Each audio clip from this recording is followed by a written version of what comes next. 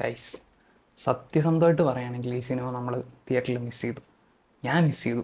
സത്യം. ഒരു രക്ഷയില്ലാത്ത എക്സ്പീരിയൻസ് ആയിരുന്നു. ഒരു രക്ഷയില്ലാത്ത എക്സ്പീരിയൻസ്. കാരണം മോസ്റ്റ്ലി നമ്മൾ കണ്ടിട്ടുണ്ട് മുൻപ് വന്ന ബേസിൽ ജോസഫിൻ്റെ ഫിലിംസ് എല്ലാം ഒരു പുള്ളിയുടെ ഒരു കംഫേർട്ട് സോണ് ബ്രേക്ക് ചെയ്തിട്ട് പുള്ളി പെർഫോം ചെയ്യില്ല എന്നൊരു തെറ്റിദ്ധാരണ ഉണ്ടായിരുന്നു എനിക്ക്.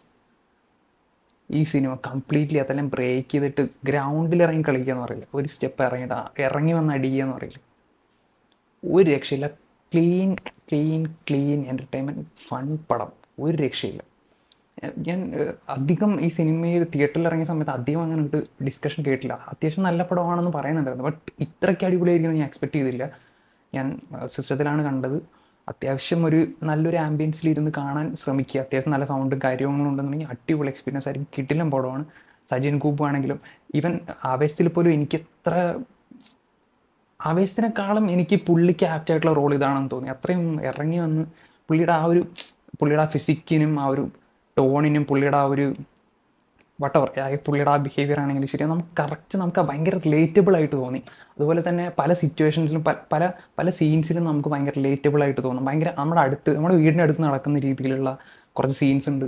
അതെല്ലാം നമുക്ക് ഭയങ്കര റിലേറ്റബിൾ ആയിട്ട് തോന്നും. ഇതൊക്കെ നമുക്ക് ഫെമിലിയർ ആയിട്ടുള്ള സിറ്റുവേഷൻസ് ആയിട്ട് തോന്നും. ഭയങ്കര ഒരുപാട് ഒരു കല്യാണ സീനാണെങ്കിലും ശരി, അവർ സ്ട്രഗ്ലിങ്, കല്യാണത്തിൻ്റെ ഭയങ്കര പോഷായിട്ടുള്ള ആഘോഷങ്ങൾ അതൊന്നുമില്ല. ഭയങ്കര റോ ആയിട്ട് ഒരുപാട് എന്താ പറയുക ലെയേഴ്സ് ഉള്ളതുപോലെ തോന്നും. ഒരു കൊമേഴ്ഷ്യൽ ഫിലിം എന്ന് പറയുമ്പോൾ അതിനനുസരിച്ച് ഓരോ ബിൽഡപ്പ് ഉണ്ടാവും.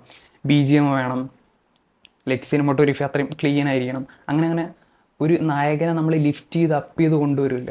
ഇതിനകത്ത് അങ്ങനെയൊന്നുമല്ല. ഇതിനകത്ത് അവൻ്റെ സാഹചര്യങ്ങളാണ് അവനെ ഹീറോ ആക്കണത്.